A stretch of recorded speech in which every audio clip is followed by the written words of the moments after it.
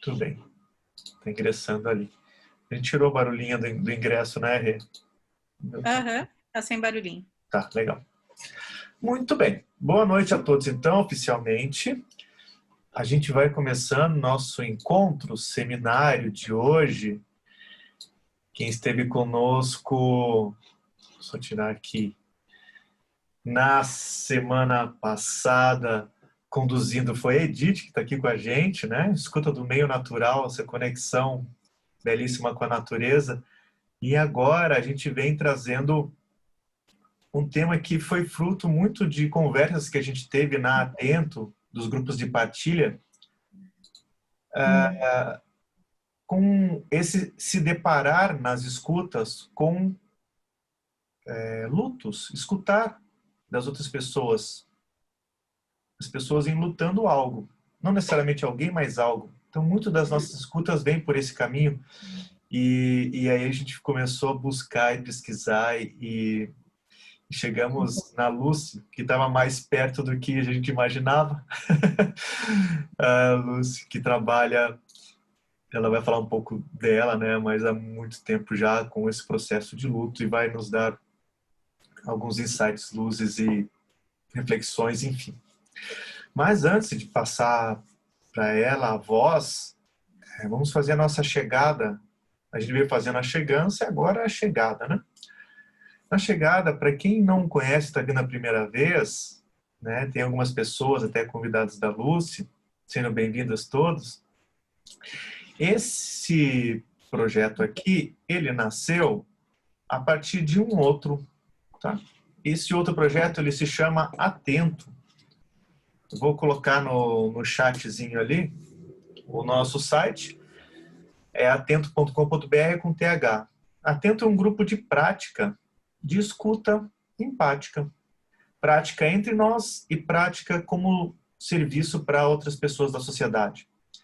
E no âmbito da gente se aprofundar e estudar mais sobre a escuta, nasceram essa série de seminários ao redor da escuta para que a gente possa até transcender ou desaprender o que a gente aprendeu sobre escuta para poder reaprender ou se conectar com algo que a gente não está lembrando que a gente está conectado com a gente mesmo, com o entorno, enfim.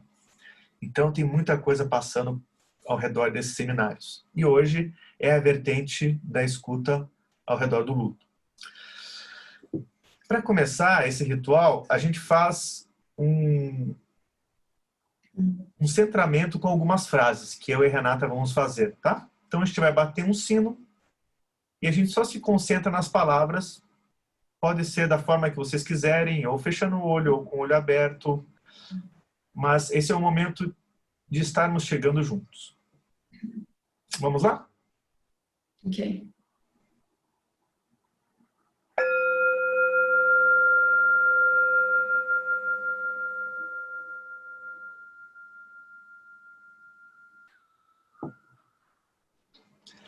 Não é bastante ter ouvidos para ouvir o que é dito. É preciso também que haja silêncio dentro da alma. Alberto Caeiro. O que as pessoas mais desejam é alguém que as escute de maneira calma e tranquila, em silêncio, sem dar conselhos, sem que digam, se eu fosse você. A gente ama não é a pessoa que fala bonito, é a pessoa que escuta bonito. A fala só é bonita quando ela nasce de uma longa e silenciosa escuta. É na escuta que o amor começa, e é na não escuta que ele termina. Rubem Alves. Parei para ouvir o silêncio. E no som do silêncio, a essência de todos os inaudíveis sons. Adélia Wonder.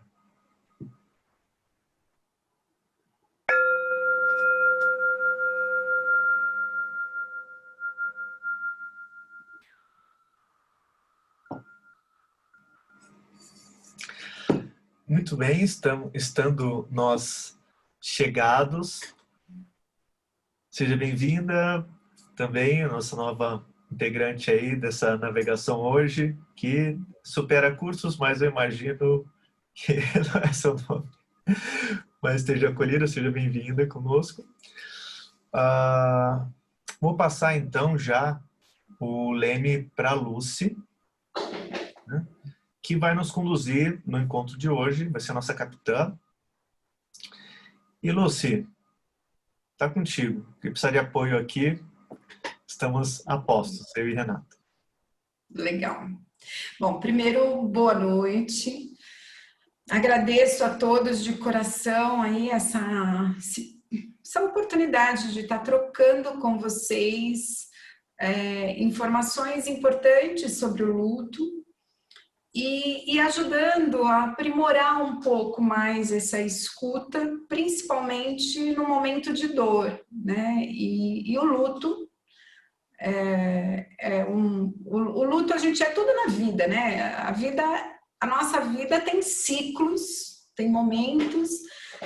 Eu não falei quem eu sou, né? Só para quem não leu lá, eu sou psicóloga, sou coach, gosto muito da abordagem quântica, da física quântica, então o olhar tem que ser muito mais amplo do que o tradicional. Então, quando eu falo do luto, eu falo da vida.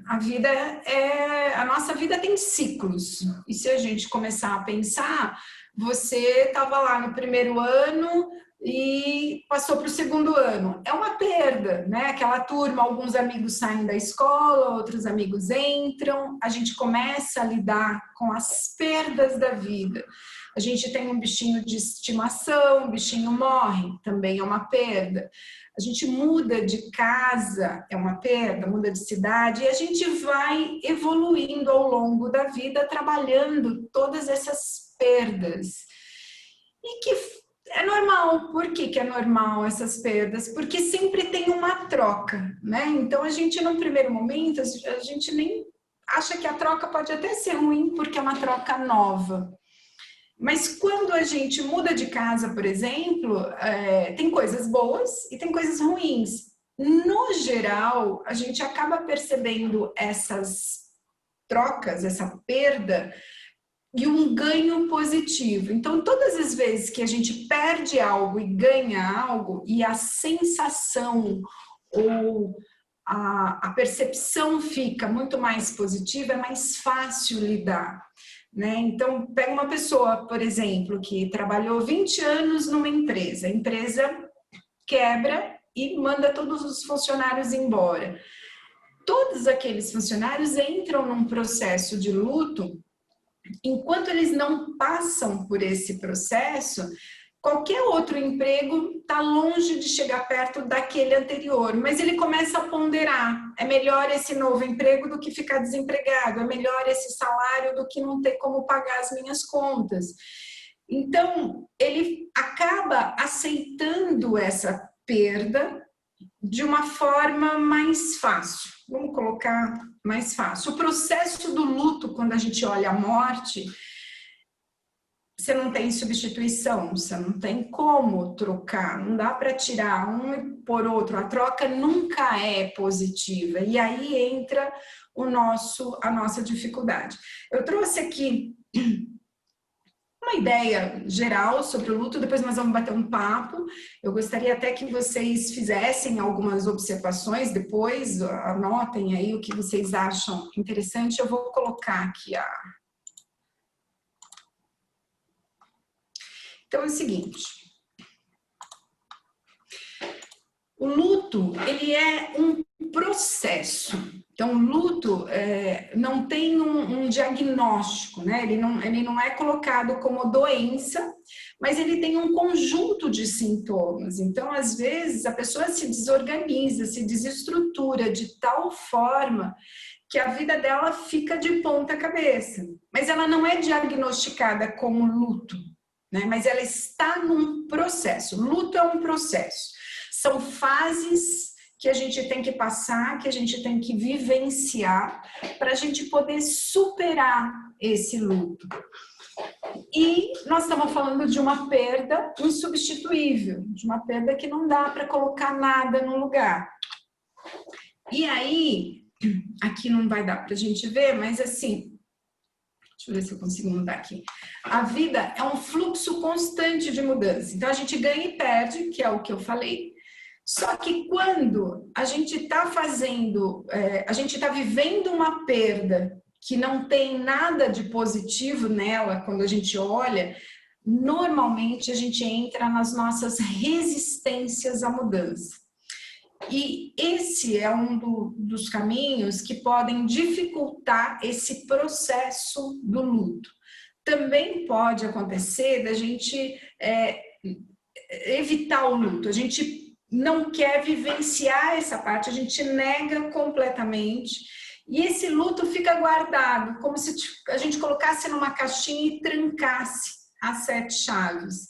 Só que ele vai aparecer. Em algum momento, essa dor, né, essa dor psíquica que a gente fala, ela vai sair em alguma situação no futuro, por exemplo, um outro luto, uma outra situação qualquer pode desencadear a dor, e aí a dor ela vem muito mais intensa porque eu não vivi lá atrás.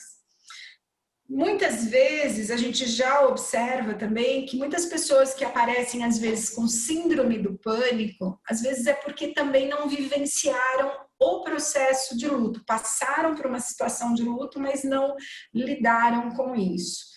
Então, o luto, ele é um processo que a gente vai ver tem as suas fases, não tem começo, meio e fim, então ele pode entrar numa fase mais do meio, depois ir para uma fase mais primitiva, depois ele superar o luto.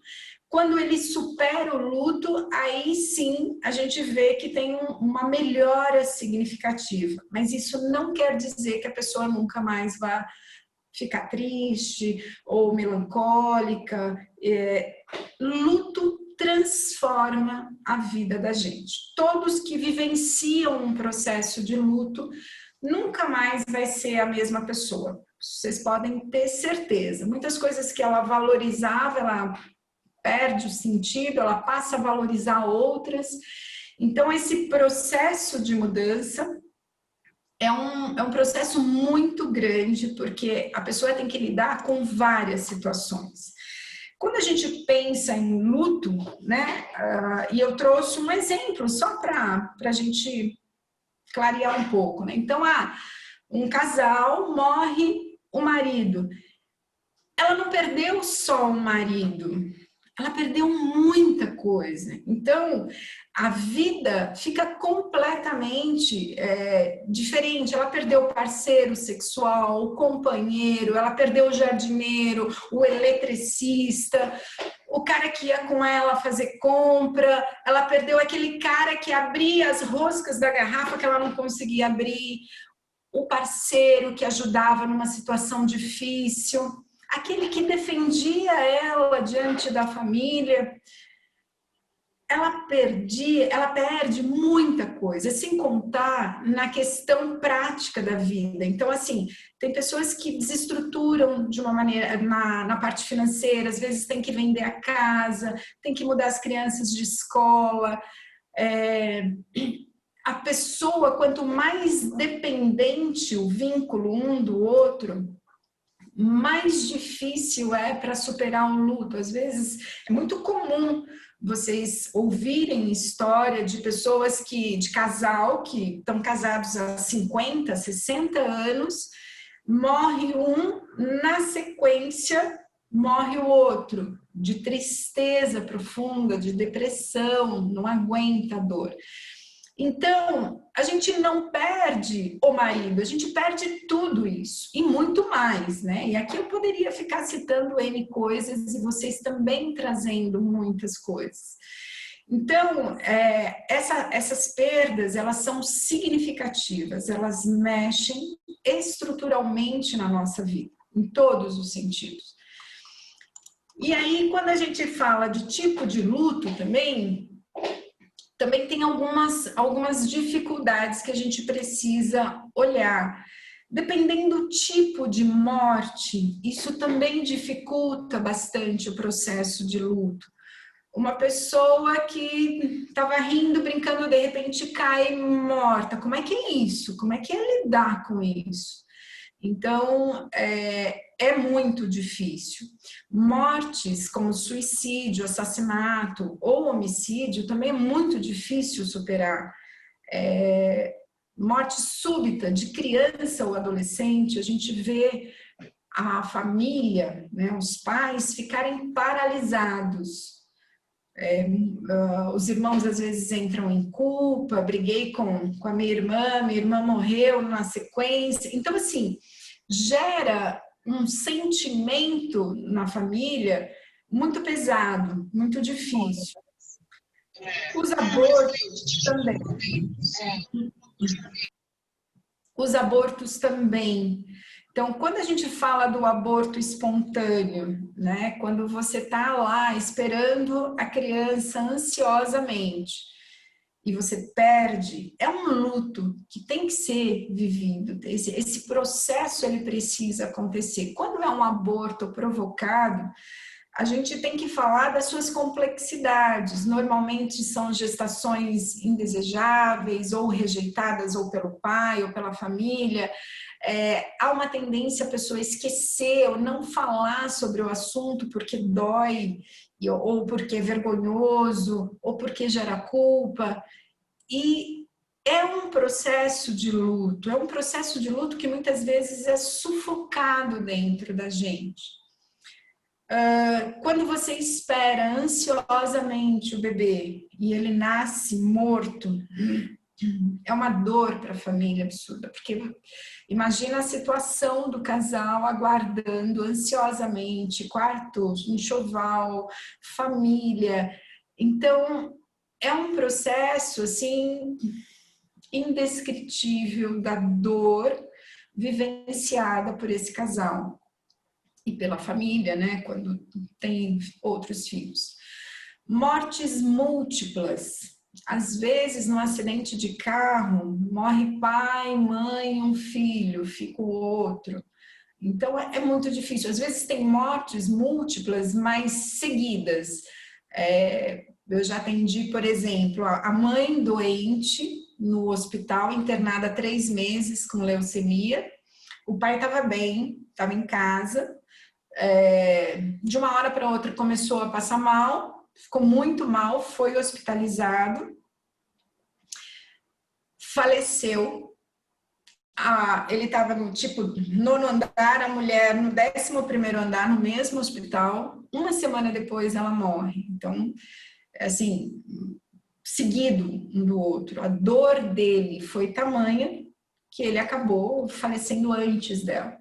Então, essas mortes são mortes muito difíceis da gente viver, porque você mal consegue passar por um processo de luto, você já tem o outro. E quando são vários, mais difícil ainda.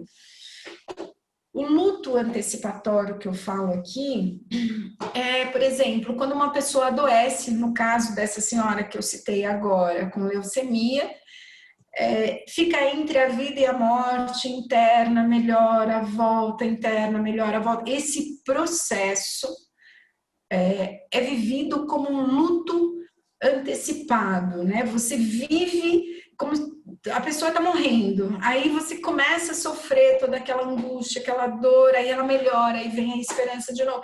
Então, isso, quando a gente percebe que esse luto ele é muito prolongado, quando a pessoa morre, algumas pessoas têm mais dificuldade de superar o processo de luto.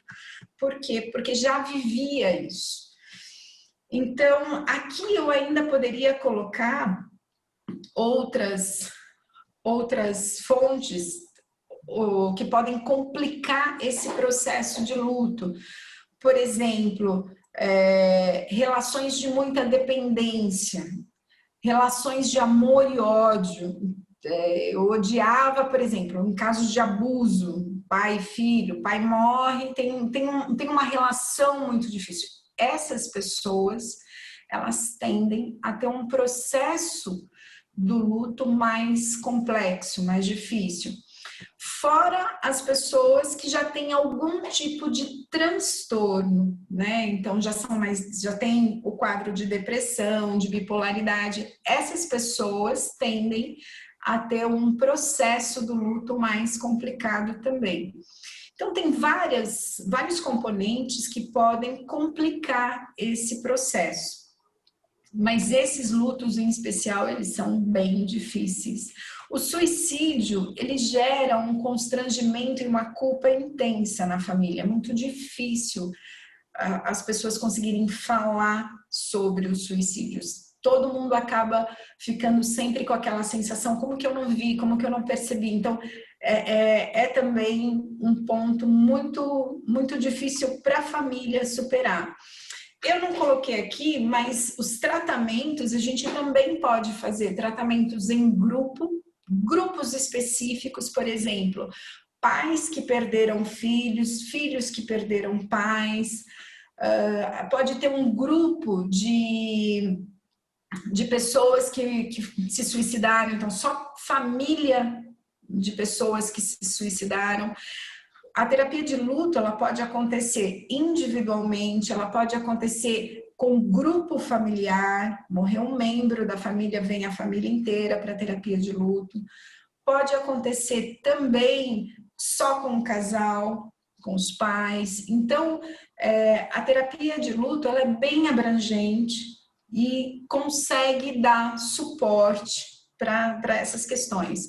O que a gente vê é um processo rápido, dependendo da complexidade desse processo, da pessoa, do tipo de vínculo, né? Como eu falei, do amor e o ódio, da dependência, do tipo de morte. Então, normalmente é um processo de 10, 12 sessões, e aí, óbvio, algumas pessoas levam mais tempo para superar isso. Algumas levam anos. Tem o luto crônico, então pessoas que ficam anos presa naquele padrão do luto e só depois de... Eu já atendi uma pessoa que estava há 5 anos chorando a morte da filha de 15 anos, não aceitava.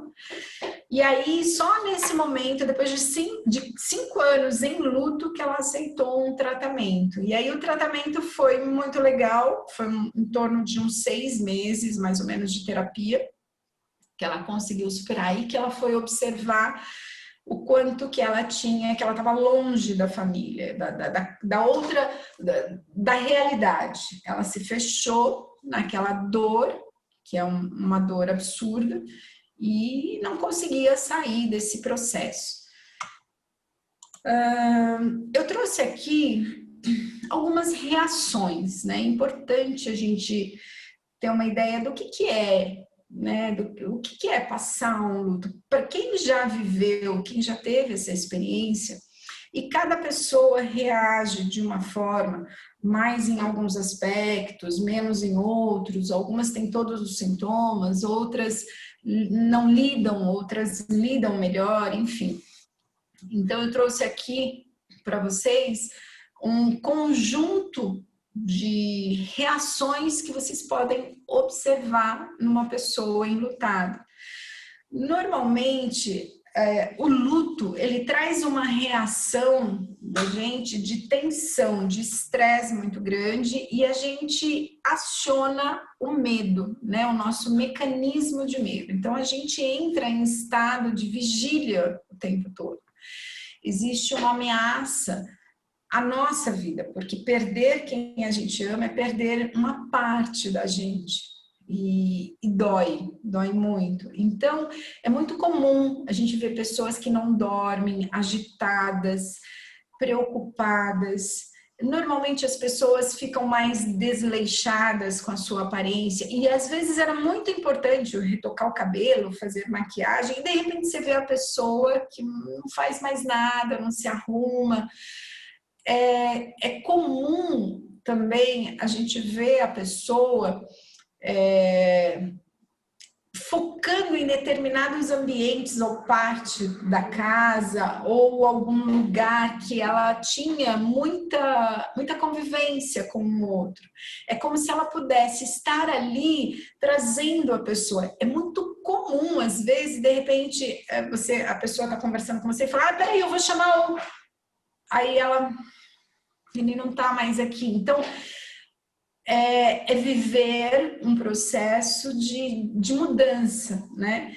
É muito comum também a pessoa dizer, nossa, eu ouvi o fulano chegando em casa, eu ouvi tocando a campainha, eu vi os passos dele em casa. Tinha uma pessoa na rua, quando eu fui ver, não era ele, eu tinha certeza que era. Então, existem distorções também na nossa percepção.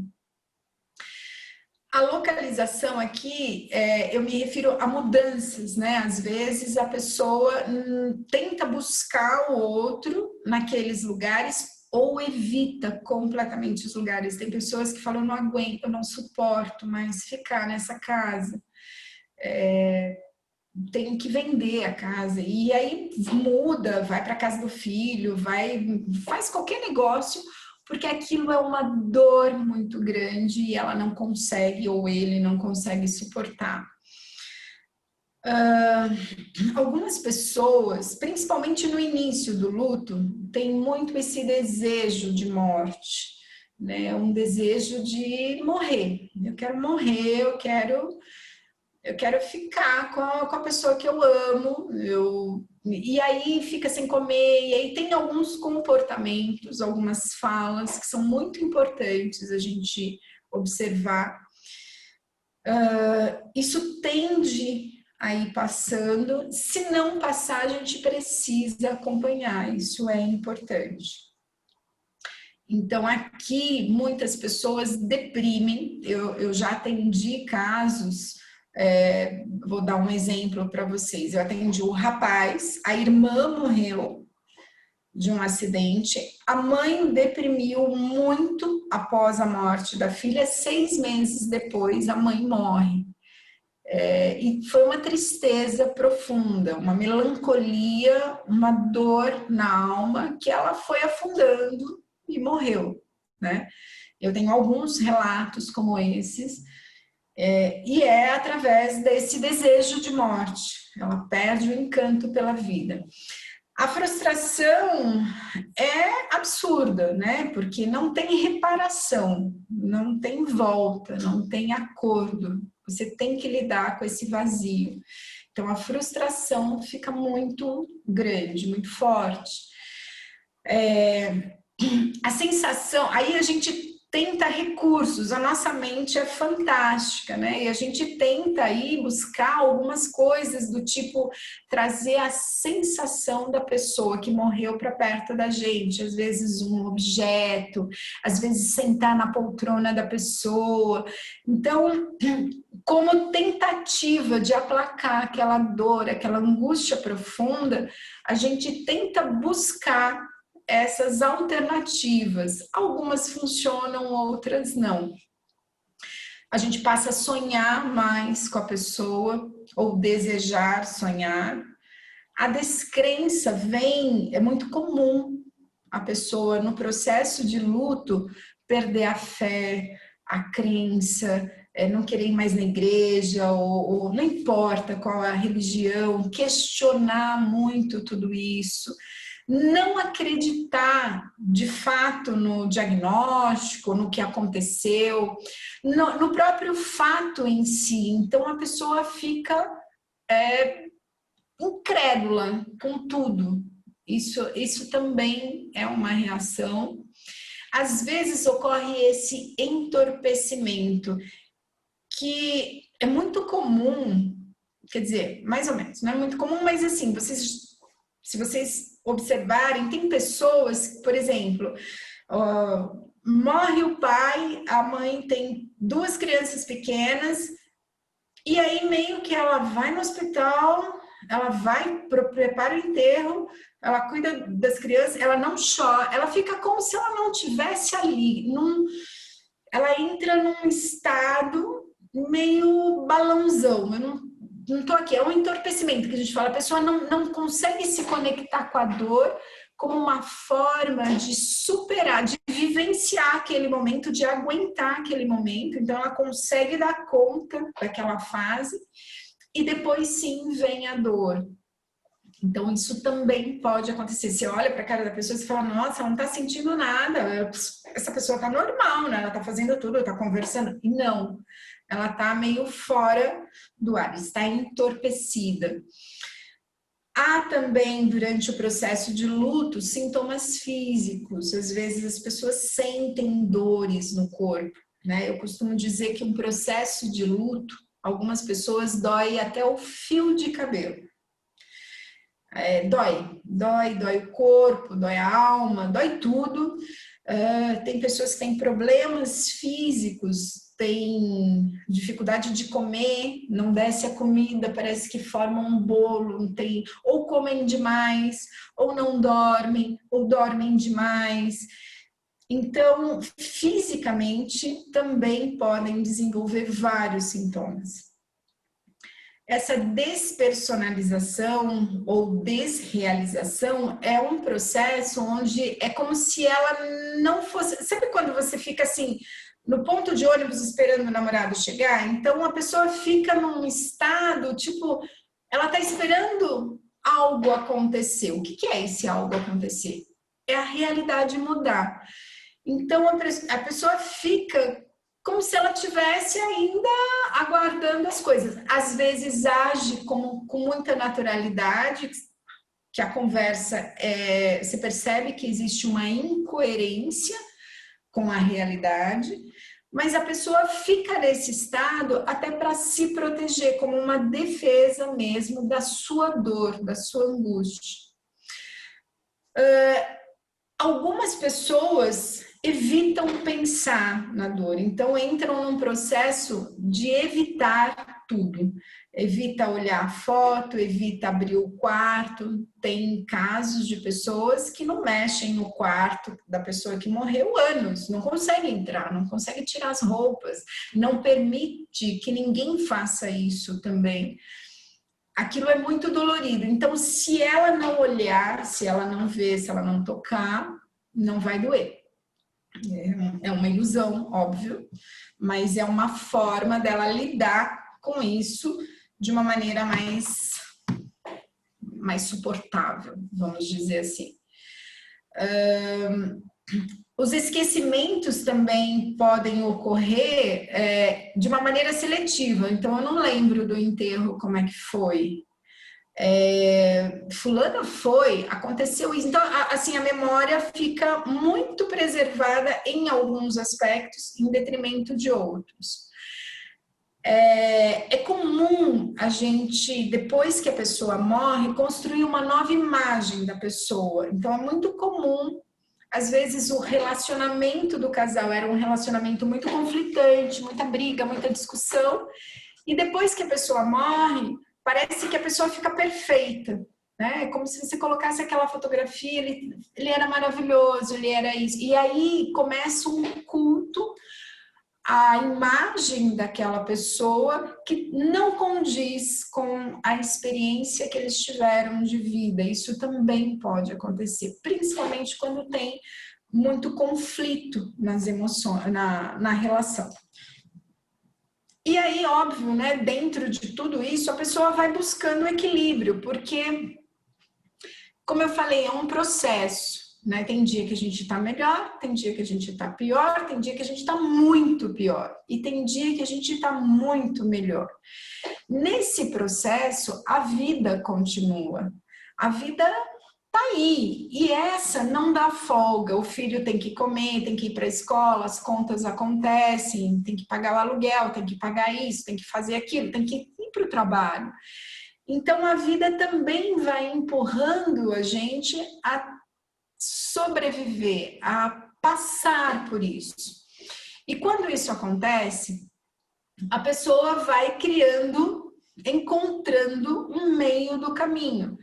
Vai se aproximando mais da dor, vai se distanciando da dor, vai conseguindo se reorganizar, vai fazendo pequenas mudanças, vai fazendo grandes mudanças, depende. E aí, quando tudo isso está mais ou menos encaminhado, a pessoa começa a se reorganizar, a se orientar para um outro momento da vida. Aí a gente fala que essa pessoa está finalizando o luto, ou já finalizou o luto.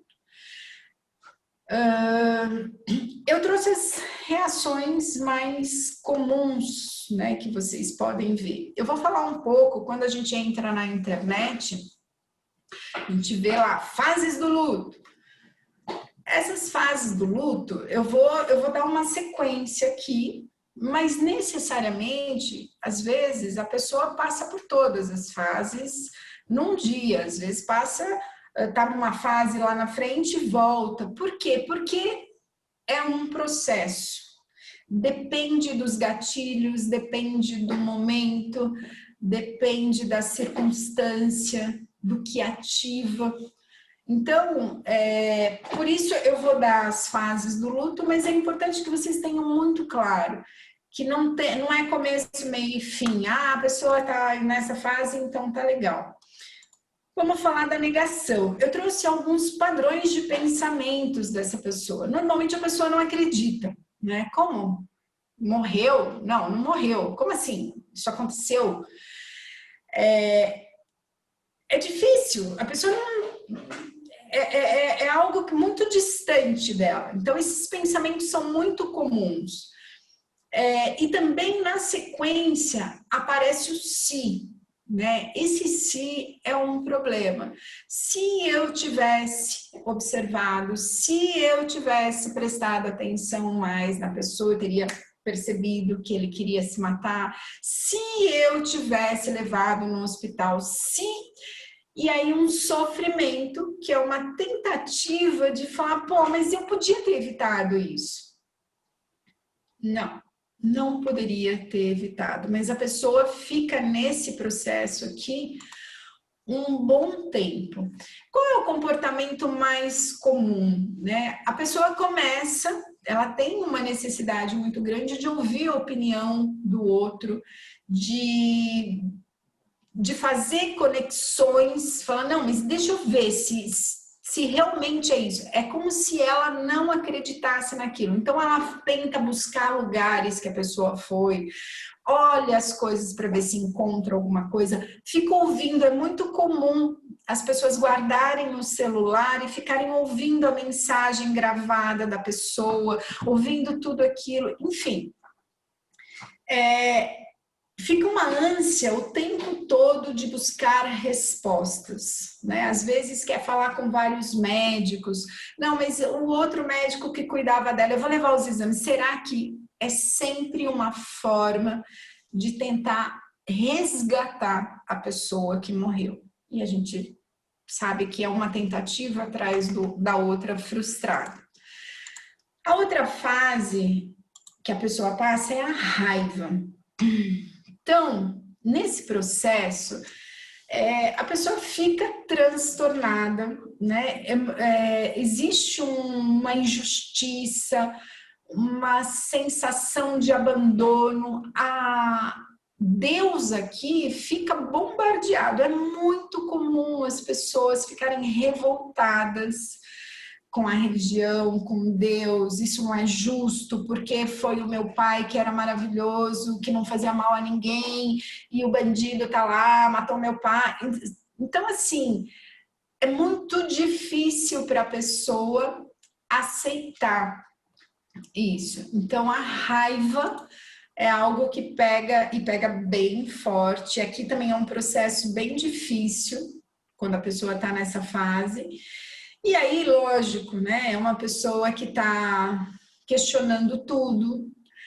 Acontece também da pessoa ficar com raiva da pessoa que morreu, fica com raiva da situação que está vivendo, fica com raiva da felicidade dos outros. Como é que a fulana tem a idade, a filha dela tem a idade da minha filha? A filha dela está fazendo aniversário e está numa festa, a minha não.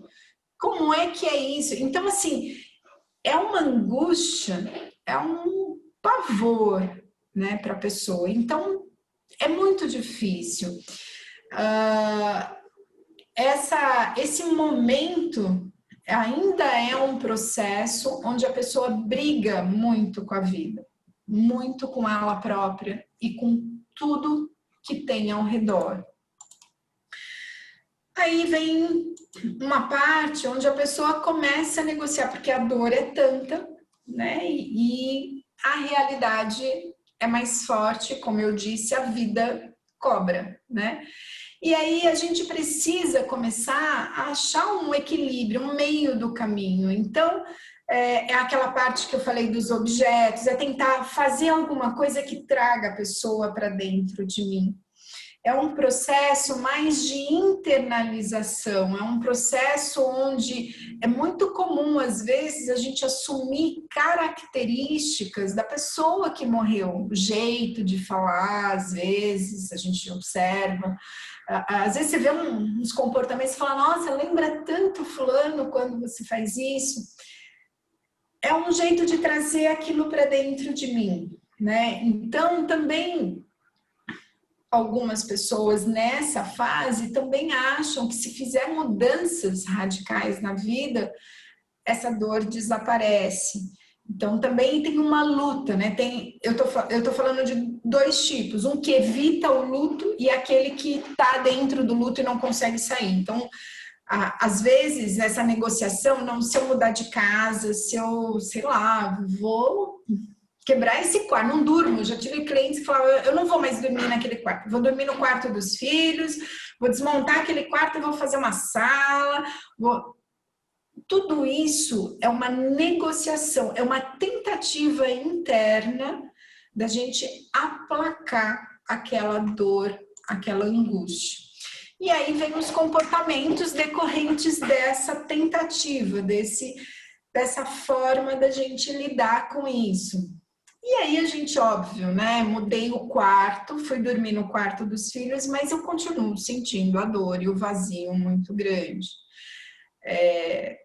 Eu fecho a porta daquele quarto, mas cada vez que eu passo na frente do quarto, eu sinto tudo de novo. Então, aqui é um processo onde a pessoa está mais internalizando a morte do outro e tentando trazer algo para si.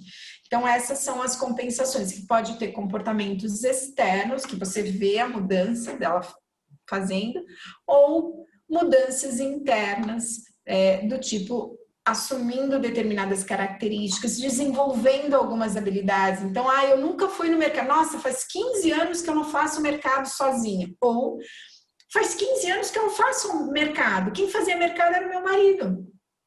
Como é que é fazer mercado? Meu Deus, é difícil.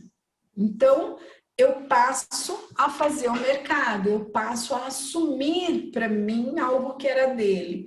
E aí eu percebo que eu vou modificando algumas coisas e a vida vai fluindo mais fácil.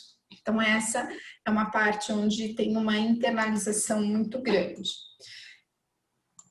A gente precisa falar da depressão, né? A depressão, eu vou clarear um pouco.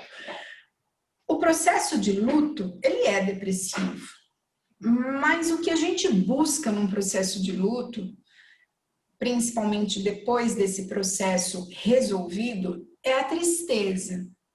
Por isso que eu disse, toda pessoa que passa por um processo de luto nunca mais será a mesma pessoa.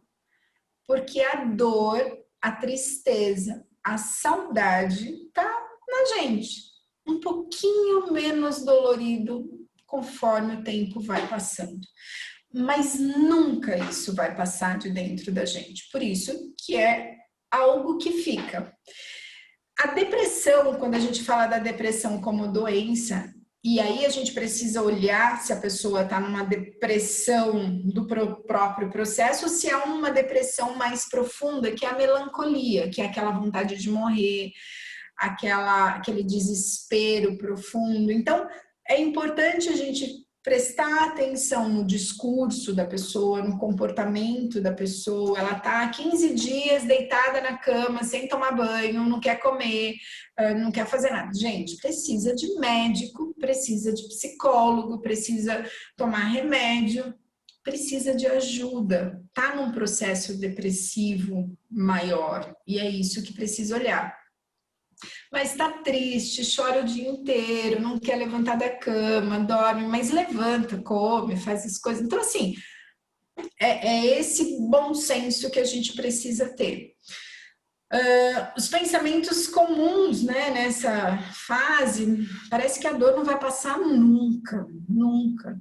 A capacidade de reconstruir a vida, a pessoa olha e não vê, fala, eu nunca mais vou ser feliz, eu nunca mais vou encontrar alguém que me ame dessa forma. Quando tem a ambivalência dos sentimentos, fica uma revolta, porque eu não falei tudo que eu queria ter falado, eu não bati na pessoa, não briguei com a pessoa, porque o amor e o ódio ficam ligados, e aí a gente fica preso à pessoa num outro ponto de vista.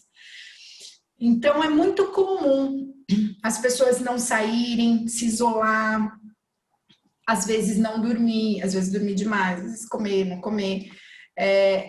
As datas, aqui é legal também, as datas comemorativas são difíceis. Então, aniversário, Natal, Dia das Mães, Dia dos Pais, toda comemoração que a gente faz são momentos dolorosos, são difíceis. Os primeiros anos são bem complicados e depois a vida vai se encarregando de colocar a gente, na medida que a gente também vai resolvendo esse processo, olhando essas datas, vivenciando essas datas de uma maneira diferente.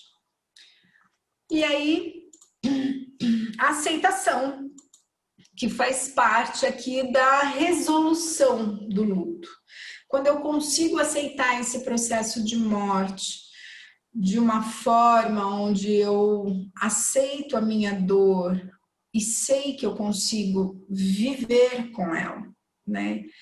Tem hora que ela dói mais, tem hora que ela dói menos, mas eu consigo viver com ela.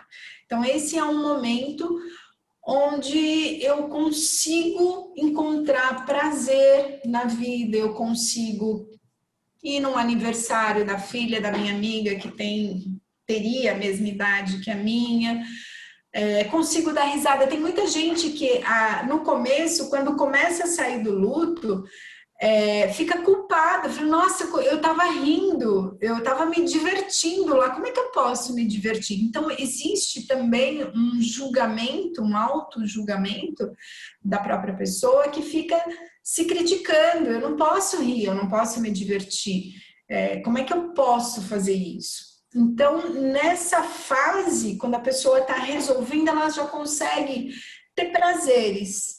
E no começo é bem contraditório isso, é bem estranho, mas ela vai superando e vai se reencontrando. E aí, para a gente fechar, aquilo que a gente nunca deve dizer para as pessoas, né? Eu trouxe algumas frases assim que, puxa vida, nunca diga, olha, o tempo você vai superar isso porque o tempo, nossa, é o melhor amigo. Gente, não, né? Aqui são algumas frases que a dor do outro não dá para a gente mensurar, não dá para a gente avaliar. E quando a gente não tem como vivência um luto, então é melhor ouvir, se colocar à disposição. O que acontece normalmente é que a pessoa fica meses nesse padrão de pensamento, chorando às vezes, se lamentando, dependendo da complexidade. Ela encontra as pessoas e continua chorando o luto como se tivesse acontecido ontem. As pessoas não sabem mais o que fazer, como ouvir, o que falar, e aí começam a tentar distrair a pessoa. Não vai funcionar. É muito ruim isso. Então, é deixar a pessoa falar sobre a sua dor, é perguntar genuinamente o que ela gostaria que você fizesse nesse momento. Às vezes é só ouvir, às vezes é dizer, eu sinto muito, eu não tenho ideia do que é que você está passando. Isso é mais genuíno do que dizer, isso vai passar. Eu eu realmente não posso avaliar a dor do outro, eu não tenho essa condição. Então, ouvir, quando a gente fala em escuta, é um processo onde é importante a gente olhar para a nossa dor, né? Porque tem gente que não suporta. A gente pode falar aqui da área da saúde. Eu vou tirar a última e depois a gente vai para o bate-papo aqui, tá bom? Aí Leandro, você vai me ajudando aqui, tá? Então, assim, o que acontece normalmente? Às vezes, os médicos não estão preparados para lidar com o luto. Às vezes você está em determinados lugares que as pessoas têm que te dar uma notícia, e aí, como é que é isso? Como é que eu lido com a dor do outro, com o desespero do outro? E como é que é o meu desespero? Né? Porque também remete às nossas dores, tudo isso. Às nossas angústias. E a gente precisa olhar para tudo isso com muito carinho mesmo, porque também quem escuta também tem as suas dores, as suas dificuldades. Então, ouvir atentamente e principalmente prestar atenção no tipo de discurso, se perceber que a pessoa está muito melancólica, que a pessoa tem alguns comportamentos que levam a um estado de risco, é importante encaminhar para o médico, encaminhar para o psicólogo. Por quê? Porque tem risco de vida, de uma depressão profunda, às vezes tem risco até de suicídio. E é importante a gente estar atento a essa angústia, essa melancolia profunda. É diferente a tristeza da melancolia. A tristeza, ela é suportável, a melancolia parece que falta tudo em você. Então, dá vontade de abrir o chão, entrar e não ver ninguém, não falar com ninguém. Enfim, é isso. E tem muito mais, óbvio. E, Leandro, tem tempo para bate-papo, para perguntas, questionamentos? Como é que tá aí? Sim, dá uma folga um pouquinho para sua garganta, né? Qual que foi o intuito de trazer um assunto assim que, não, vamos falar disso, né? Quem que gosta de falar disso, né? Eu não gosto, pelo menos, né? Mas, Leandro, Oi. será que agora a gente poderia fazer aqueles minutinhos de intervalo? Sim, vamos sim. Só mais um minutinho, deixar dar 8 horas. Eu só estou dando uma folga para dar uma interlocução da voz da Lúcia para a minha, e aí a gente já vai para o intervalo sim, Patrícia. Mas o quanto é importante a Lúcia estar aqui conosco, pelo menos para mim está sendo, para me trazer consciência de como nós, seres humanos, somos nesse momento. Porque às vezes a gente está fazendo uma escuta de uma pessoa, ela está num processo desse, e me traz uma ampliação de possibilidades, de momentos que ela pode estar passando, de comportamentos, de aflições, de emoções que ela pode estar passando. Isso amplia a minha possibilidade de escuta, no sentido de conseguir empatizar, entender, compreender e me colocar um pouco mais naquele lugar. Então, apesar de ser um assunto assim, quem quer falar sobre luto, eu, primeiro da vez. Não é algo que a gente corre para ver, mas o quanto é importante porque faz parte das nossas vidas. E como a Lucy trouxe, não é luto só de pessoas. São luto de coisas, de situações, de momentos, de condições que eu tinha, não tenho mais, e que vão se transmutando. E às vezes eu fico preso, queria voltar naquela condição. A pandemia agora, né? Quero voltar para antes da pandemia, para voltar ao normal, né? Às vezes eu não estou conseguindo elaborar esse luto, dessa transformação. Então é legal a gente ter consciência em nós e também em possíveis pessoas que estão vindo falar com a gente. Então, caramba, a Lúcia já trouxe um monte de informação que eu vou ter que ler de novo aqueles slides ali de frases, de comportamentos. Uma coisa que eu acho que é legal para o nosso bate-papo daqui a pouco é assim, nós estamos vivendo um processo de luto, mundial. Quando todo mundo teve que ficar em casa trancado com risco de vida, é um luto. Quando a gente parou de ir para o trabalho, é um luto. Risco de perder emprego. Então, esse momento mundial que está todo mundo vivendo, é um processo difícil de mudança, tem muita resistência à mudança, a gente observa isso em vários grupos, em várias pessoas, e o que nós estamos vivendo é um processo de luto, é um processo de transformação. E aí a gente vai falar do luto que põe em risco a vida da gente. E quantas pessoas que perderam pessoas que amam sem ter a chance de fazer o ritual do enterro, que isso é muito importante. Porque esse é um dado de realidade. E quando a gente passa um processo de luto, que a gente não consegue ver a pessoa que a gente ama sendo enterrado, é muito difícil. Então, esse momento que nós estamos vivendo é um processo de luto muito intenso e que gera muito medo, muita insegurança. Legal. Antes de passar a voz para vocês, vamos fazer então o nosso intervalo de 5 minutos, são 8h01. Às 8h06 a gente volta. Tá borboleteando aí, Carla, que você tá indo? Ela quer falar loucamente. Fala, Carla. Então, antes do nosso intervalo, pode falar. É o seguinte, primeiro eu tinha que botar para fora, dizer que toda a sua abordagem, Lucy, para mim, é vívida, é incrível.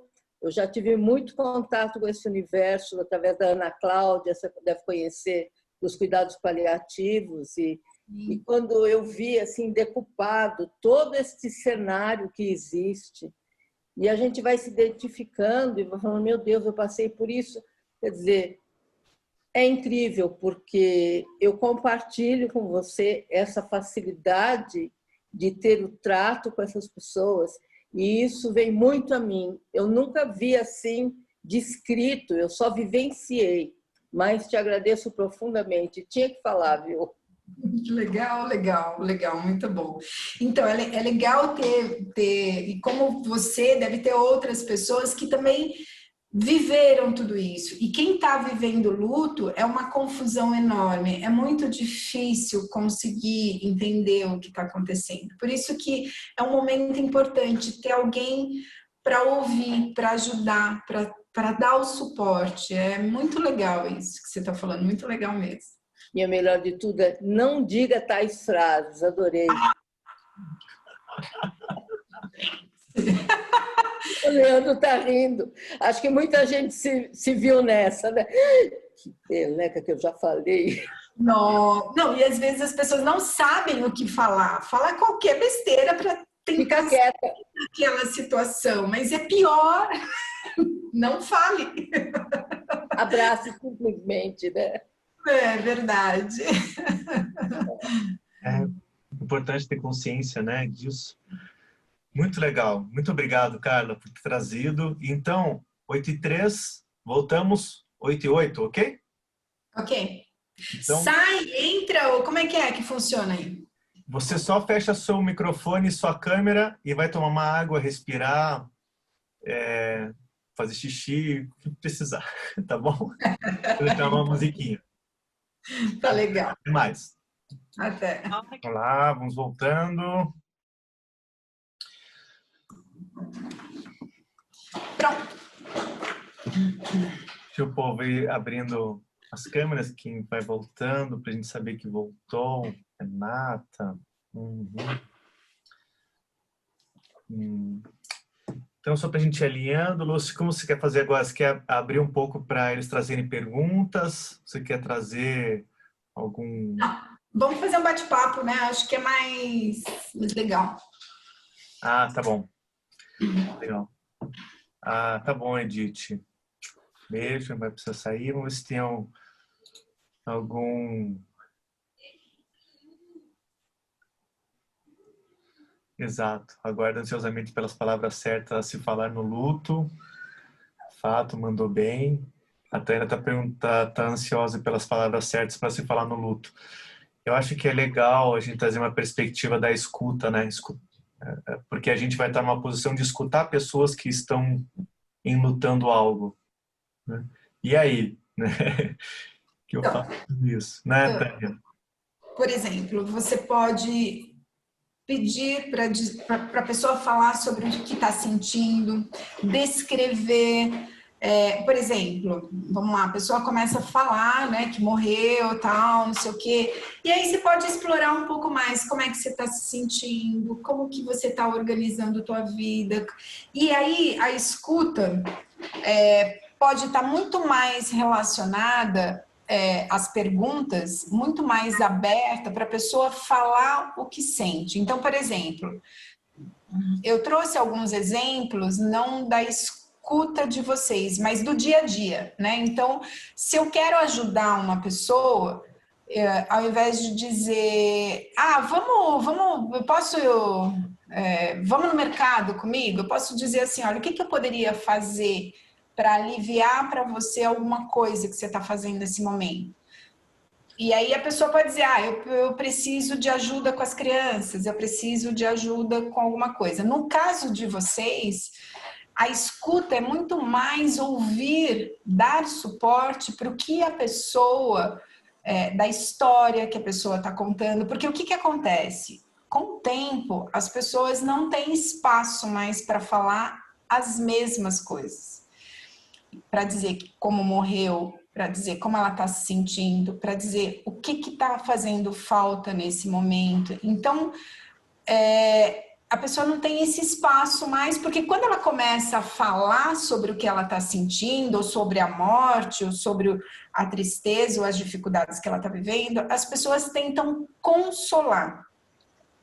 E qual é a forma de consolar? É dar uma solução, dar uma sugestão, dar uma indicativa de alguma coisa. E o que a pessoa precisa naquele momento é ter um espaço que ela possa falar da dor, que ela possa realmente expressar o que ela está sentindo. Então, a fala é muito mais, me conta como você está sentindo, a escuta de vocês, que é o que mais me preocupa, é assim, é tentar associar o comportamento, porque o risco de uma depressão profunda existe. E é aí que talvez vocês precisam ajudar essa pessoa a buscar ajuda, a perceber que tem possibilidades de tratamento, que ela pode se sentir melhor. Então, é muito mais no sentido de como que eu posso te ajudar nesse momento, ou, na verdade, estou falando a mesma coisa, né? Eu não sei se eu estou sendo repetitiva na pergunta, me ajuda. Eu me perdi, acho. Não, tá legal. Eu acho que trouxe já uma clareza na questão. A Lise colocou no chat uma questão assim: quando o nosso processo de luto ainda está muito ativado, algumas vezes o luto do outro aciona ainda mais o meu luto. Para as pessoas atentas que somos nós aqui, né, nós ouvintes, que se perceberam nessa identificação com a dor do outro no momento da fala dele, se apegando a ela, qual a melhor estratégia? Então, quando eu estou escutando o outro e o luto do outro aciona um luto em mim, o que eu faço comigo? É mais ou menos isso que eu entendi. É isso, Lise? Então, aí precisa tomar muito cuidado, porque a nossa tendência é se identificar e começar, às vezes, a falar da nossa dor. Eu sei que você está passando, eu também perdi, o meu pai, nossa, faz pouco tempo, e aí quando você vê, você falando para o outro o que você está sentindo. Então, nessa hora, aí, quem está ouvindo vai ter, o máximo que dá para dizer, eu imagino como é a sua dor, eu já passei por isso. E aí, cala a boca, fica quieto, segura a tua dor, chora, se for o caso, escuta chorando e dá espaço para o outro falar. E aí você precisa de ser escutado, porque assim, a pessoa realmente tem razão. Não tem como, quando a gente está num processo de luto, e óbvio, na situação de vocês, você atende uma pessoa, você não sabe o que vem pela frente, você não sabe se ela vai falar dessa dor ou de outra dor. E aí fica complicado mesmo, mas vai mexer bastante. Então, o cuidado é para a gente não jogar para o outro aquilo que é nosso, porque é muito comum a gente falar, eu sei o que você está sentindo, nossa, e aí quando você vê, você já está chorando junto. Esse é o processo que vai precisar de treino e precisar perceber, isso é meu ou é do outro? Então, se é meu, eu posso dizer sim, que eu compartilho da dor, eu tenho ideia do que você está sentindo, porque eu já passei por isso. É difícil, né? E deixa a pessoa falar. E aí a pessoa vai falar, sim, porque isso, porque aquilo, e blá, blá, blá, e blá, blá, blá, e blá. E a pessoa precisa falar. E, óbvio, aí você já sabe que tem um buraco que você precisa olhar, tem uma dor aí que você precisa cuidar, porque essa dor vai ser acionada todas as vezes que você estiver nessa situação, nesse contexto. Lê, Oi. veio aqui também, né? Sempre vem nos nossos grupos de partilha, sempre vem não, já vieram algumas vezes, uma pergunta assim, qual é o momento do encaminhamento? Né, de encaminhar para de falar sobre encaminhamentos. E na minha experiência, é aquele momento que eu vejo que está uma dor tão grande, que me aciona um sinal vermelho assim. E aí eu não vou já direto para o encaminhamento. Primeiro eu venho para perguntas de qual é a rede de apoio que essa pessoa tem, né? Se ela tem aí uma rede com um psicólogo, com isso, e a gente vai investigando. Estou sem rede de apoio nenhuma, estou com uma dor insuportável, é o momento de se falar de encaminhamento. A gente tem o procedimento, né, para onde encaminhar quando a gente está lidando com possível suicida ou depressão, que a gente vê que... Então, para mim, fica claro a pergunta de qual é a rede de apoio dessa pessoa. Mas não é em todas as escutas que eu faço isso. Quando eu sinto no meu coração que está extrapolando, e aí eu vou para essas perguntas. Mas eu acho que é bem importante, assim, o nosso lugar é um lugar que a gente sustenta um espaço, né, de escuta. E vai ter algumas vezes que a pessoa vai trazer um processo já... Você falou em resolução do processo de luto, não que ela vai carregar isso para a vida toda, mas em algum momento, às vezes, ela quer falar sobre aquilo e eu tô lá para escutar, e tá tudo bem. Agora, quando está extrapolando, aí eu penso nesse plano B, eu faço isso, né? Mas a gente não tem assim, tem que ser dessa forma. Eu faço. Eu faço perguntas para investigar primeiro e depois chegar a encaminhar. O que precisa observar é assim, uma fala, tem pessoas que estão num processo de uma depressão tão grande que elas nem escutam o que você fala, vocês devem ter vivido isso. Você fala uma coisa e ela continua o mesmo discurso, como se ela não tivesse ouvido nada do que você falou. E essa fala é uma fala muito deprimida, é uma fala muito sem esperança, é uma fala sem vontade, é uma fala sem visão de futuro, não tem chance, não tem jeito de eu resolver isso. A dor é tão grande. E aí, quando você percebe que a pessoa não te escuta, presta mais atenção, porque ali você está falando provavelmente com uma pessoa que deve ter mais dificuldade. E aí pode ter um outro transtorno junto, da personalidade da pessoa, que dificulta também essa escuta. Então, se você fala algo e ela continua no mesmo discurso, e você tenta abordar o assunto de outro jeito, ela continua no mesmo discurso, é uma pessoa que você precisa ficar mais atenta e aí achar uma brecha, provavelmente no discurso dela, que faça sentido para ela. Às vezes a gente precisa entrar na loucura e na dor do outro para que o outro fale, é isso, você está me ouvindo. E aí faz a conexão para você buscar ajuda.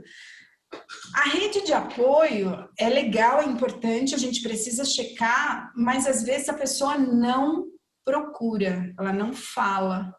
E é muito difícil você perceber que que ela tem pessoas que ela pode buscar essa ajuda, e é importante, eu não sei se vocês fazem essa escuta sempre da mesma pessoa, se são outras pessoas, enfim, mas é importante ver se ela consegue dar um passo, se ela consegue avançar, se ela consegue buscar esse recurso externo, legal. Se ela não consegue, aí quem está nessa escuta precisa de alguma forma sensibilizar essa pessoa para buscar ajuda. Então, é a experiência. Aí vocês vão treinar bastante como que essa pessoa responde às minhas perguntas, como é que ela está interagindo comigo, como é que é a fala dela, né? É uma fala desiludida, desesperançosa, que só vê o abismo, que só vê o buraco, que não vê solução. Se é uma fala como essa, é uma pessoa em risco, é uma pessoa mais deprimida. Talvez não risco de suicídio, mas uma pessoa que está num processo depressivo e aí precisa de mais ajuda. Essa é a escuta. E aguentar essa escuta é difícil, porque é angustiante para a gente. O sentimento de impotência da gente é muito grande. E a nossa tendência qual é? Querer ajudar, né? Querer fazer alguma coisa. E você tem que se manter naquele padrão. Esse é o processo que eu acho que é mais difícil. Aguentar a dor do outro enquanto que você tem que aguentar a tua impotência, porque não tem muito o que fazer a não ser despertar essa consciência no outro. Lucy, eu estava pensando aqui que para a gente que escuta é também importante a gente ter essa consciência dessas fases que você colocou, e que é um processo, tirando todas essas possibilidades de uma coisa mais grave, para a gente sentir, porque quando a pessoa fala toda essa angústia, realmente tu tem a sensação de que não tem nada a fazer, tu sente o que ela está sentindo, parece que nunca vai passar, tu também sente isso. Então, para a gente perceber que isso é um processo que ela está vivendo e que depois vem uma outra fase, como uma forma também do que você falou agora, né, da gente lidar com a nossa própria angústia e de saber que talvez o que a gente faça é uma parte desse processo e que a pessoa tem dentro dela a possibilidade de fazer esse processo como uma forma de acreditar que ela vai fazer o processo que ela está fazendo. Isso é legal, e é legal também, assim, a gente não querer convencer a pessoa, né? Porque, por exemplo, você pega uma pessoa com raiva, no momento da raiva, criticando Deus. Não, essa vida é uma merda, Deus é injusto, o padre é um isso, é um aquilo. Então, assim, aí tem hora que você fala, não, mas não é assim, porque Deus, porque não fala nada. Deixa, fala, eu sei, é um processo difícil. Esse momento que você está vivendo é isso mesmo, dá muita raiva. Esses sentimentos são normais, esses pensamentos é assim mesmo que a gente passa quando a gente está tentando se reorganizar. Então, tá tudo certo. Deixa a pessoa falar o que ela quiser nesse momento. Por quê? Porque ela precisa descarregar. E as nossas crenças não podem entrar, o nosso julgamento não pode entrar nessa história. Então, o meu julgamento, ele tem, assim, eu acho que a coisa mais difícil que a gente tem que aprender é não julgar, não criticar, não avaliar, não partir da minha experiência. A minha experiência é uma, a tua é outra, eu não sei, né? Então, tá tudo certo, faz parte, tá tudo bem. Não importa o que ela diga nesse momento, num processo de raiva, porque é difícil aguentar a raiva do outro também, a injustiça, né? Dependendo do que ela traga como informação do tipo de morte, até a gente fica revoltado, até a gente fica, como? É mesmo? E aí desanda, né? Pior ainda. O que mais? Legal. Eu queria dar uma organizadinha só. Eu vi que a Heloísa levantou a mão, mas eu queria só passar aqui no chat a Giovana também. Vou passar no chat rapidinho, que a Cláudia trouxe uma questão e a Carla também. E depois a gente vai para a Elo e para a Giovana, e aí se tiver mais tempo com alguém, ok? Então a Cláudia trouxe assim: eu sei que cada um tem seu tempo, mas eu tenho uma amiga que ela acabou de me dizer que depois que a mãe dela faleceu, ela começou a ter transtorno de ansiedade. Como ela pode lidar com isso? Acho que ela quis dizer, né? Diz ela que é muito ansiosa, ela é uma professora, mas atualmente trabalha à distância. Então, é muito comum transtorno de ansiedade, às vezes até a síndrome do pânico está associada após um luto. Pode ser que isso venha na sequência, pode ser que não. Ela vai ter que lidar com luto. É luto isso. Buscar ajuda terapêutica, onde ela enfrente, aceite esse processo, viva as fases. Provavelmente tá difícil lidar, então a ansiedade está sendo um recurso, porque o que acontece com a gente? A gente desloca muito sentimento. Então, ficar ansiosa e me preocupar, por exemplo, se eu vou sair de casa e o ônibus vai estar lotado, é melhor do que eu lidar com a morte da minha mãe. Então, muitas vezes a gente redireciona essa angústia para algo mais suportável. Fica mais fácil suportar a determinados pensamentos do que olhar para a morte. Então, aí o que eu recomendo é a tua amiga realmente procurar uma terapia. Seria legal alguém que falasse sobre o luto. Há profissionais que não abordam. Então, por exemplo, tem psicólogos que também é muito difícil falar do luto. Vai tratar da ansiedade e não vai falar da morte ou vai falar pouco da morte. Então, esse é o foco. O que está desencadeando a ansiedade, a causa é o luto. Então, é olhar para a morte, para a transformação da vida dela, da falta que a mãe dela faz. Lembra quando eu citei o exemplo do marido? Não perdeu o marido, perdeu um monte de coisas que estavam relacionadas, de situações, de pessoas. Então, assim, é muita coisa. É olhar para isso. Isso é a causa. A ansiedade é só o sintoma. Ok, legal. E a Carla trouxe assim: você, com sua experiência, vê diferença de como lidam com o luto pessoas de diferentes sexos? Sim, sim. É muito comum o homem, ele tende, no caso de ficar viúvo, ele tende a ficar viúvo no máximo sozinho 1 ano. É muito comum. É difícil mais de 1 ano. Às vezes, menos tempo, eles já conseguem se reorganizar. A mulher, não. A mulher tende a ficar mais tempo sozinha, algumas a vida inteira. Não se reestruturam para reorganizar a vida novamente. O que eu vejo do sexo, o homem também, ele é muito mais vulnerável do que a mulher. A mulher aguenta mais a dor e o processo do que o homem. Se o homem não se organiza em termos afetivos com uma outra pessoa, tende a deprimir. E tem pesquisas que mostram até a morte por depressão. Lógico que não morre por depressão, né? Vai deprimindo e aí gera outras consequências, mas em função de um luto, do processo de luto. Então, é muito comum o homem se reorganizar rapidamente, no máximo 1 ano, e aí ele segue a vida, ou ele deprime muito. E aí o risco de morte é maior no homem do que na mulher. Isso tem. Ok, obrigado, Carla. Heloísa. Oi, Lucy, tudo bem? Eu queria trazer Tudo. uma questão... que bom. Eu queria trazer uma questão assim, sobre a culpa. Eu vejo assim, um perfil na minha família muito de culpa, mesmo de mortes que aconteceram há 15, 20 anos atrás. E não, eu percebo que já não é aquele sofrimento do luto em si, da perda da pessoa, mas de se sentir culpada pela perda.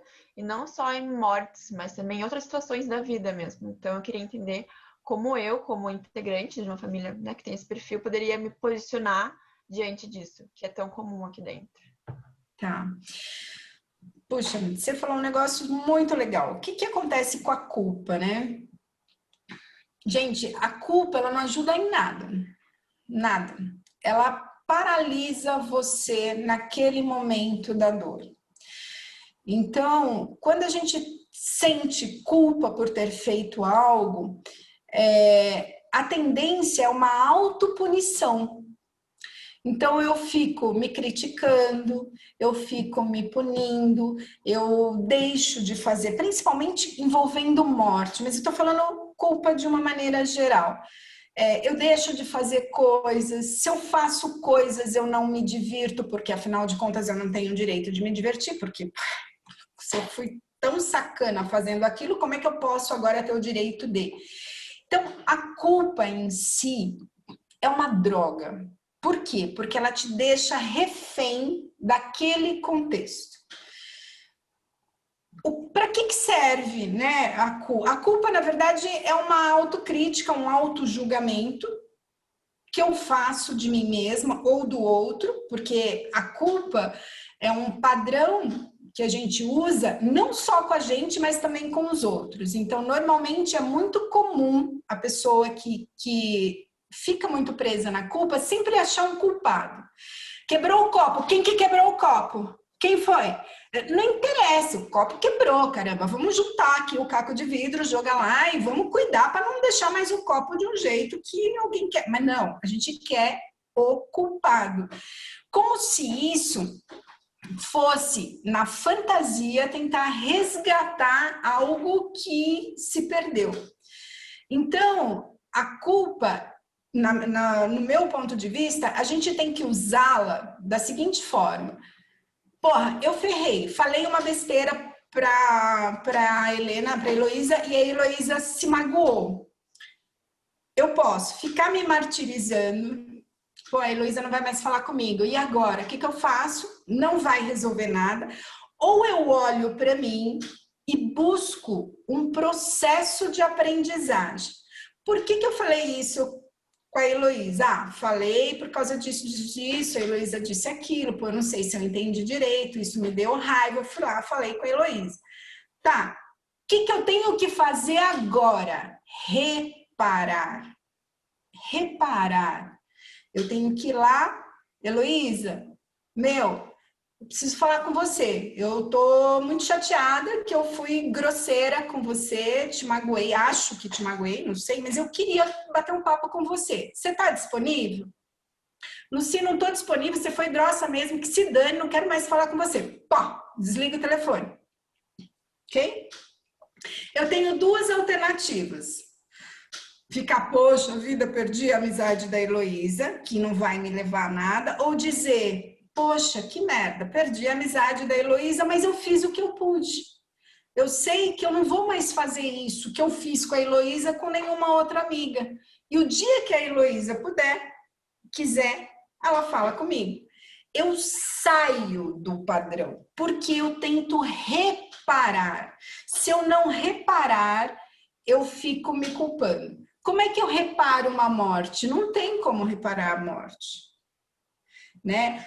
Eu tive uma discussão com meu irmão e o meu irmão saiu de casa para trabalhar, sofreu um acidente e morreu. Eu tenho uma culpa que eu briguei com meu irmão. Se eu ficar nesse padrão de pensamento, isso vai me ajudar? Não. E aí, dentro da terapia de luto, a gente usa algumas técnicas, por exemplo, escrever uma carta. Imaginar que você está falando aqui com o teu irmão e falar, poxa, escreve, porque o ato de escrever, ele dá uma descarga. Quando a gente fica tensa, quando a gente fica irritada, tem uma série de hormônios no nosso corpo, adrenalina, noradrenalina, você fica né, ninguém fica tranquilo quando você não está bem. Então, o ato de escrever, não digitar, ajuda a dar essa descarga. E aí sim, faz uma carta, fala, poxa vida, olha, eu queria falar para você que eu extrapolei, me desculpa. Imagina essa cena, conversa mentalmente, queima a carta depois, não alimenta essa dor. Depois que você fizer isso, você pode queimar a carta, imaginando que tudo aquilo está saindo e está se transformando através daquelas chamas. Está tudo certo.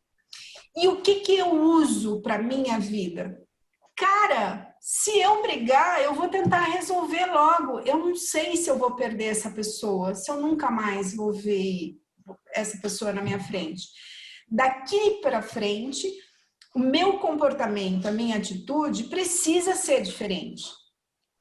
Então, a culpa, só ficar na culpa não adianta. Ela paralisa e ela te deixa impotente. Se você olhar a culpa e entender o que você precisa aprender para transformar, para não fazer mais e tentar reparar, você está fazendo a tua parte. Se a outra pessoa vai aceitar ou não a sua reparação, o problema é da outra pessoa. Você fez a sua parte. Você tá bem. Dá para deitar e dormir. E esse é o caminho. Beleza? Dá para ver, né, que daí tem muito conteúdo, muito pano, né? Não só para manga, mas para a roupa inteira. E eu queria só cuidar um pouco do nosso tempo coletivo. São 8h35.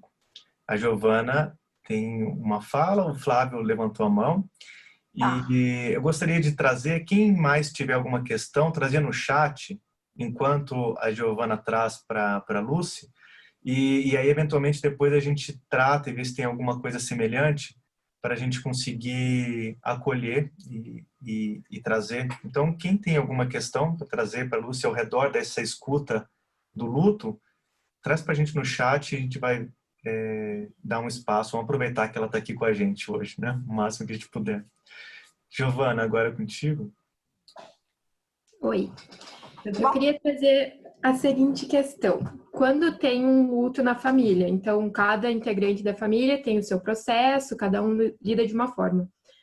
Mas quando as pessoas têm que abdicar do seu próprio luto, ou seja, deixar meio que de lado os seus sentimentos para conseguir ser a força e o ponto de equilíbrio das pessoas que estão mais sensibilizadas, que é isso que eu sinto bastante, a gente está passando por esse processo na minha família, enfim, e eu sinto que alguma parte, eu, meu pai, minha mãe, enfim, às vezes a gente tem que abdicar um pouco do que a gente está sentindo para dar essa força e esse amparo para as pessoas que estão mais sensíveis a isso, que estão num processo mais doloroso desse luto. Então, como lidar com isso, assim, de deixar um pouco de lado o seu processo do luto para conseguir dar essa escuta e essa força para as pessoas que estão num processo pior, assim, digamos. Bom, Gi, nunca deixe o seu processo de luto do lado, né? Primeiro porque, assim, quando você está ouvindo alguém ou falando com alguém, você também está trabalhando o teu luto. Então, se tiver vontade de chorar, chora junto. Porque no início do processo de luto, a gente vê tudo que é muito ruim. Depois, a gente vai conseguindo lembrar as coisas boas também e vai conseguindo dar risada junto. Lembra quando a pessoa fez aquilo? Nossa! Então, viva junto, chore junto, conte também como você está sentindo. Porque, assim, é importante que as pessoas percebam que existe uma troca de sentimento. Quando a gente se coloca no lugar de ter que ser forte, de ter que, não, eu estou super bem, fique tranquilo, eu aguento aqui, não é verdade. E outra, você está no processo, chora junto. E se a pessoa olhar para você e falar, nossa, você está chorando? Eu sinto dor também, eu sinto saudade, eu sinto vontade de abraçar, eu também estou triste. E isso é legal, porque o grande problema da família é assim, A mãe não fala da dor porque o filho vai chorar. O filho não fala com a mãe da dor porque a mãe vai chorar. E aí fica cada um lá se segurando e ninguém fala nada e o luto fica emaranhado nesse contexto. Fala, chora, não se prive disso. Por quê? Porque você não pode abrir mão do teu momento e compartilhar a sua dor é também tratar a sua dor e é ajudar o outro a entender que é assim, um chora mais, outro chora menos, mas está todo mundo sofrendo e tá tudo certo, não tem certo, não tem errado, tá tudo bem, tá tudo legal, mas compartilha isso. Então leve também a sua dor. Eu acho que vocês não têm que ocupar esse lugar. É importante para os outros olharem para vocês e verem que vocês são como eles. E são. E dói. Tá bom? Legal. Nossa. Flávio? Sim, boa noite, pessoal. Tudo bom? Me ouve? Beleza. Então é o seguinte, Lucy, é um pouco, talvez, um pouco fora do tópico, assim, mas tem essa curiosidade, assim, pelo seguinte aspecto. Pesquisas de comportamento animal, assim, com o tempo eles vão descobrindo que não há uma exclusividade do ser humano no luto, né? Outras espécies têm também, existem espécies que às vezes têm um parceiro só durante a vida toda, e enfim, é algo que acontece, parece que, né, não é algo exclusivo do ser humano. E então, assim, dá a entender que talvez o processo do luto seja talvez mais do que simplesmente um entendimento humano e uma coisa assim construída, né, por nós humanos, assim. Então, de repente, pode existir aspectos biológicos, enfim, até você comentou, das adrenalinas, enfim, e outros hormônios que ocorrem. Assim, a minha dúvida assim, seria o seguinte, assim, pensando no aspecto biológico do luto, né, já que outras espécies passam por isso, quais seriam a vantagem de ter qual a vantagem do luto? Assim? Por que as pessoas entram em luto se a gente, pensando num aspecto mais biológico, não somente por aquela questão da perda do parceiro, enfim, assim, não sei se consegui ser claro, assim, mas talvez até de tentar entender do porquê as pessoas passam por luto e por que essas pessoas têm que passar por esse processo e elas vão sair melhores, enfim, é algo mais assim geral, assim, entende? Tá. Então, vamos lá. Não existe um aspecto biológico no luto em si. O que tem é a formação de vínculo afetivo. E essa formação de vínculo, ela é estruturada a partir do momento que a gente nasce. Então, nós estamos falando agora de qualquer animal, tá? Então, os animais, eles se vinculam, né? Você pega o patinho, qual é o primeiro movimento que ele vê da pata andando? É a pata que é a mãe dele, e ele se vincula a esse padrão. Quando a gente está falando de luto, a gente está falando de vínculos, de formação de vínculos, e dependendo da forma como a gente forma os nossos vínculos, a gente pode formar vínculos ansiosos, vínculos mais seguros. E essa forma como a gente forma e estrutura esses vínculos é como a gente vai lidar com as nossas perdas.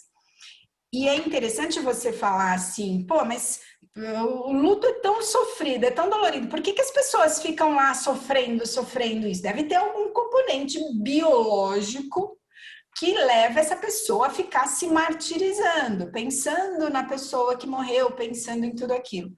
Na realidade, o ato de pensar esse sofrimento me aproxima da pessoa. É a única coisa que eu tenho.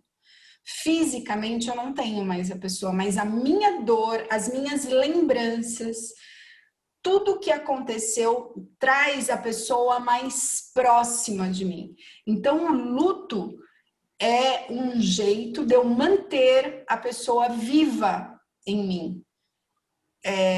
Você vai falar, pô, mas esse sofrimento todo? É aí que tá. Eu tenho que fazer um processo, a pessoa tá fora e eu perdi.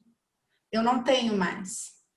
a frustração de eu não poder suportar, de eu não poder compensar, de eu não poder substituir, de eu não poder colocar nada aqui no lugar, isso dói muito. É essa dor que faz com que eu traga a pessoa para dentro de mim. Como eu disse no processo, quando eu internalizo a pessoa, quando eu trago a pessoa, a essência da pessoa em mim, isso diminui. Isso alivia a minha resistência a aceitar que a pessoa não está mais ali, diminui. Porque essa dor é enquanto eu resisto, porque eu quero a pessoa fora, eu quero a pessoa ali, eu quero abraçar a pessoa, eu quero pegar a pessoa, eu não tenho a pessoa. Então, quando eu consigo trazer tudo que eu sinto, tudo que eu quero, tudo que eu vivi para dentro e isso fica em mim, eu consigo aliviar essa tensão e a minha resistência diminui. E aí eu sou capaz de superar o meu luto. Por quê? Porque eu tenho a pessoa dentro de mim. Eu não fico mais buscando a pessoa fora, não fico ouvindo a pessoa chegar em casa e me chamar. Ah, chegou. Percebe? Então, aquilo não é mais necessário, tá bem. Então, luto, por isso que o luto é um processo. Mas a base do luto não é biológico, é a formação de vínculo afetivo que começa a partir do momento em que a gente nasce, tá bom? Muito bem, você me lembrou uma frase que eu escuto de uma das pessoas que também é um doutor aqui, e ele diz assim que as pessoas não morrem, a gente que mata elas dentro da gente, né? Então, enquanto elas estiverem vivas na gente, elas estão vivas, né? É energia.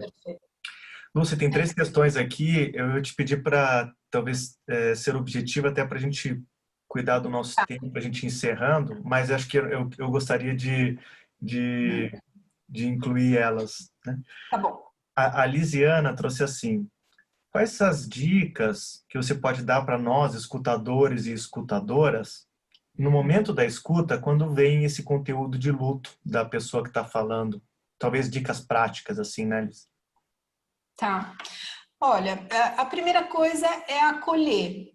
Então, eu acho que vocês já fazem isso, né? No sentido de deixar a pessoa falar, não questionar, não... Assim, é que eu não tenho muita ideia do tipo de escuta de vocês, mas eu imagino que seja muito mais ouvir e acolher do que qualquer outra coisa. O que a pessoa precisa? Ela precisa de espaço, né, para poder falar qualquer coisa. Se for da morte, do tipo de morte, se for da vida, se for das dificuldades. Então, é aqui que ela vai poder se colocar. A grande questão não é ouvir. Eu acho que a grande questão é a gente ouvir e não interferir quando mexe nas nossas questões. E ouvir quando eu preciso oferecer algum outro tipo de ajuda para essa pessoa. Porque essa pessoa não está bem, essa pessoa está numa depressão, essa pessoa está em risco. Então, o problema não é acolher, não é a escuta em si. O problema é como eu ouço de forma que eu possa dizer para o outro que, olha, ele está num processo onde ele precisa de ajuda nesse momento. Então, não acho que muda muito a escuta de vocês. É muito mais a fala, prestar atenção na fala. E o que você faz com essa fala? Você direciona para ajuda? Você só deixa a pessoa descarregar? Que dependendo da fase que ela está, ela só quer falar. E está tudo certo, né? Então, é mais nesse sentido. Eu não sei se contribuir, vocês dois, a Renata, Leandro, se puderem me ajudar aí, vocês estão mais no dia a dia. Sim, sim. Acho que para quem está nesse dia a dia da escuta, deu alguns caminhos possíveis. A Joyce trouxe o que você acha da ação dos animais pet no luto.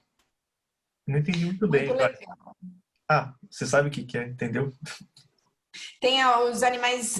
Bom, depende do contexto, né? Ela está falando de ter um animal nesse processo do luto, é isso? Isso, não só de ter, como usar ele de repente, trazer essa memória dele, ou fazer um comparativo, utilizar ele como uma ferramenta de escuta mesmo. Legal. Eu acho que ajuda muito, muito, dependendo do estado da pessoa. Eu acho que dá para ela fazer um vínculo de conforto maior.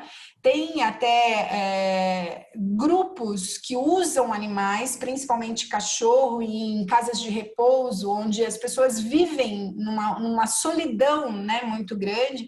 Então, ali também o animal é usado como um suporte, como uma forma de lidar com esse afeto, com esse carinho, de ter esse carinho de volta. Então, eu acho muito legal.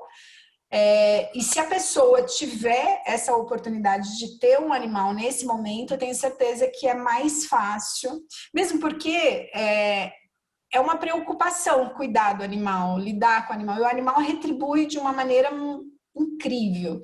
Então, pode ser uma boa, desde que a pessoa esteja em condições de cuidar. Pode ser que não esteja, mas é uma tentativa válida, bacana, eu acho que é legal.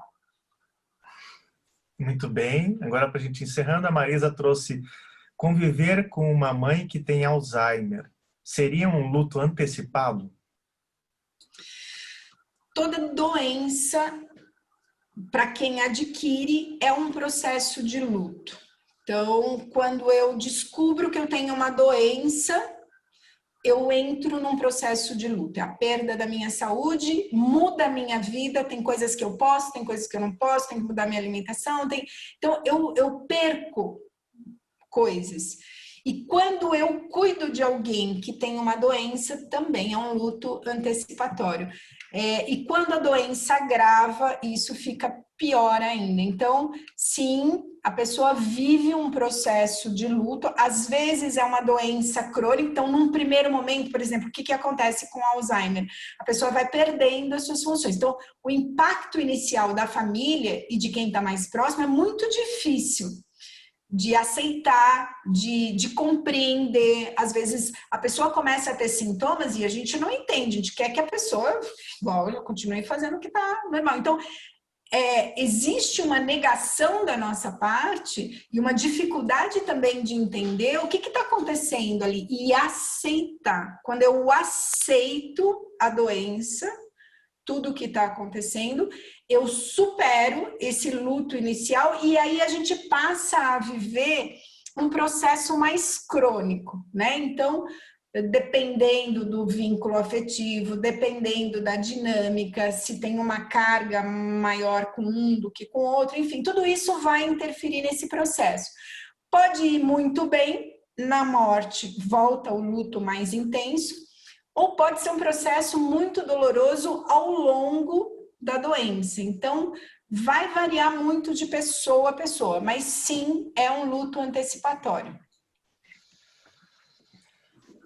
Ok. Contemplamos, na medida do possível, e nosso tempo já se esvairiu, dá para ver que a Lúcia tem muito que compartilhar nessa experiência de vida dela, né? Profissional e de vida. Mas chegamos ao fim. Vamos enlutar o fim do nosso encontro hoje, né? Que está acabando. Vamos conviver bem com... Não vamos negar, vamos aceitar que ele está chegando, não vamos ficar com raiva, né? Chegou e aí vamos aceitar ele e acabou esse ciclo e vai vir outro na próxima quarta-feira. Lucy, vamos ver se ela vem de novo aqui conosco. Certo, eu vou dar a resposta para vocês, prometo. Semana que vem, segunda-feira, eu não posso. Na outra, talvez. Você me deu 2 datas, né? Depois a gente vê isso. Eles nem sabem isso, já está dando spoiler. Mas tá bom. Vamos então para nossas frases de fechamento. Vamos lá? Então, respiramos juntos.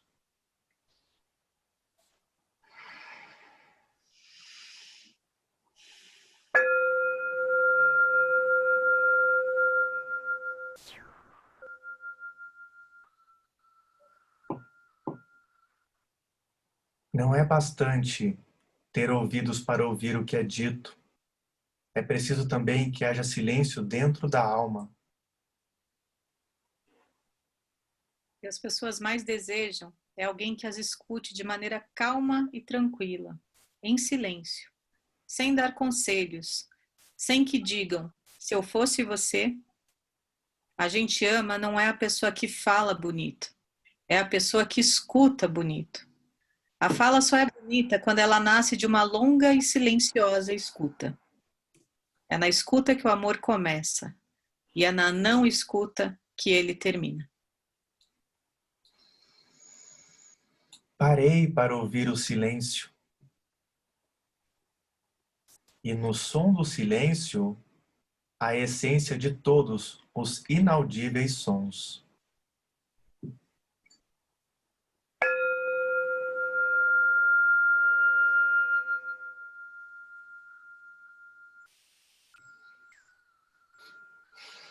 Muito bem. Encerrando, no nosso chat, eu coloquei para todos um link que é para a gente compartilhar as percepções desse encontro, desse seminário, da escuta do luto. Depois vou trazer para a Lúcia. Então, quem está participando hoje, que não esteve conosco antes, né? Lúcia, Eliana, se vocês clicam ali, tem 3 perguntinhas, 2 minutos vocês fazem para trazer as percepções de uma forma anônima de como foi. O resto do pessoal já sabe. A Neuvira também pode clicar ali e fazer, tá? Muito obrigado, Lúcia, pelo seu tempo, pelo seu compartilhar aqui. Tenho certeza que foi muito rico, pelo menos para mim. Vou assistir de novo para pegar aquelas frases lá. E abrimos agora os áudios e damos os tchauz. Tchau. Tchau, gente. Boa noite. Obrigada, Lúcia. Calma. Obrigada. Tchau para vocês. Tchau. Acho que ela quer falar uma coisa ainda.